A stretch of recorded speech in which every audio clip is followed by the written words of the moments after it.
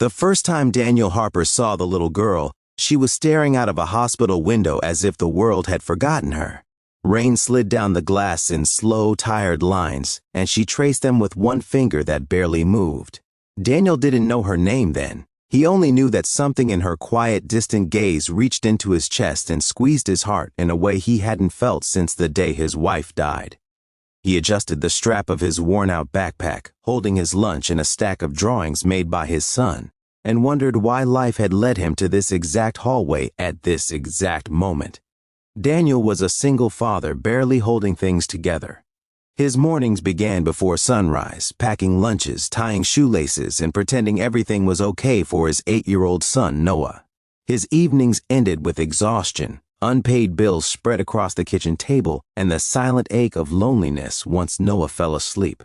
Daniel worked 2 jobs, one as a hospital janitor during the day, another delivering groceries at night. He didn't complain. He told himself that love was measured not in comfort but in sacrifice.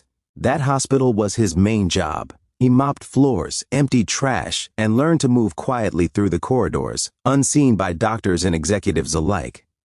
Yet Daniel noticed everything: the fear behind forced smiles, the tension in whispered conversations, the weight of grief that hung heavier than disinfectant in certain rooms. He believed that even the smallest kindness could make a difference, because sometimes kindness was the only thing keeping him alive. The little girl stayed on the same floor every day. She was always in a wheelchair, her body fragile, her movements limited by a condition Daniel didn't fully understand. Her mother, elegantly dressed even in exhaustion, rarely left her side. Nurses spoke to her with extra gentleness, and security guards stood discreetly near the door. Daniel overheard fragments of conversations, private jets, specialists flown in from abroad, experimental treatments that failed one after another. That was when he realized this child belonged to one of the wealthiest families in the country. Her name was Lily Stone. Her father was a billionaire whose name filled business magazines and news headlines. Her mother, Catherine Stone, had once been known for her radiant public smile.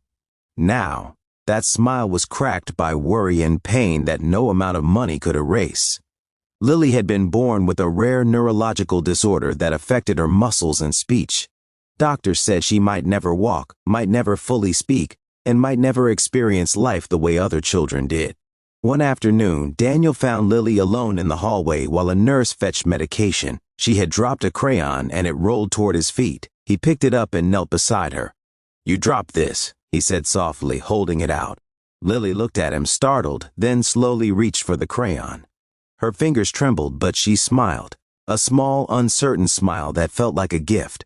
From that day on, Daniel made excuses to pass by Lily's room. Sometimes he waved. Sometimes he brought a piece of paper and let her color while he cleaned nearby.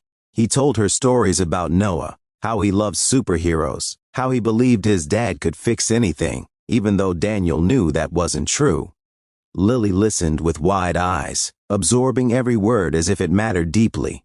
One evening, Daniel noticed Lily watching Noah's drawings pinned to his janitor cart. They were simple sketches: stick figures holding hands, houses with crooked roofs, bright suns smiling in the corner.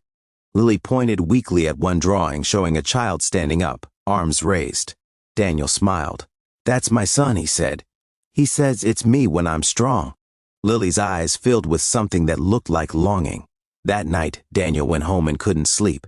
He kept thinking about Lily's gaze, about the way she studied those drawings as if they were windows into another life. Noah noticed his father's silence the next morning. "Dad," he said gently, "you always tell me helping people makes us superheroes. Why do you look sad?" Daniel hugged him tightly. "Because sometimes," he whispered, "we don't know how to help enough." Days later, Daniel brought something special.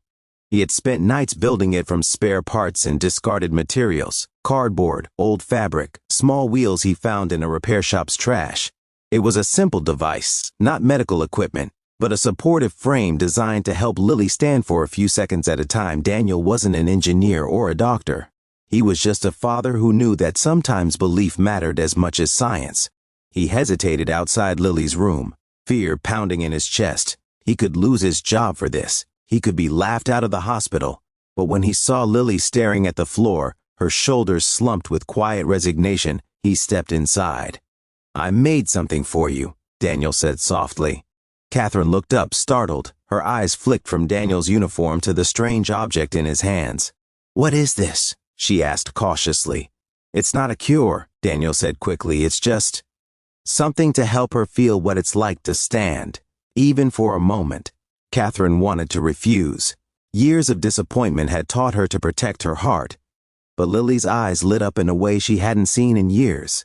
That hope shattered Catherine's defenses. With the nurse's supervision, they tried it. Daniel adjusted the straps gently, his hands shaking. Lily's body trembled as she was supported upright. For a brief, fragile moment, Lily stood. Her legs wobbled, her breath caught, and then she laughed. It was a soft sound, but it filled the room like music. Catherine froze. Tears streamed down her face as she watched her daughter experience something doctors said might never happen. Lily looked at her mother, eyes shining, and whispered a word she had never clearly spoken before. "Mom." Catherine collapsed to her knees, sobbing. Years of pain, guilt, and helplessness poured out in that moment. She clutched Daniel's hand, unable to speak through her tears. "You gave her something we couldn't buy," she cried. "You gave her hope." The room felt sacred. Even the machine seemed to hum more softly. The news spread quickly. Doctors were stunned, not by a medical breakthrough, but by the emotional impact. Lily's progress, small as it was, ignited a spark inside her. She became more engaged in therapy, more motivated to try. Catherine realized something profound. In her pursuit of the best money could buy, she had overlooked the power of human connection.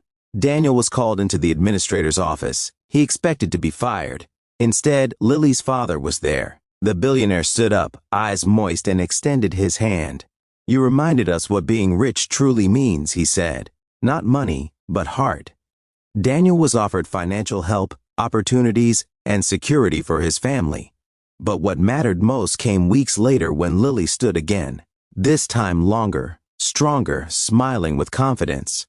Catherine watched, tears of joy streaming freely, knowing her daughter's miracle began not with wealth, but with kindness.